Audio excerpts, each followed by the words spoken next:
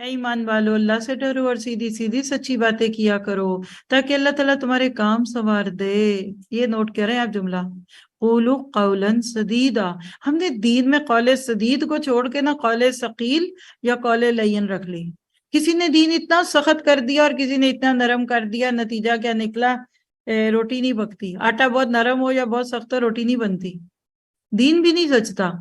آج ہمارے لیے حکمت والے دین کو عام کرنے کی اتنی ضرورت ہے کیونکہ ہماری نسلیں ریئیکشنری ہو کر اب وہ باقی بھی کپڑے اتار کے پھینک رہی ہیں کہ جب ہم نے بخشا ہی نہیں جانا تو پھر اور موجیں کر لے۔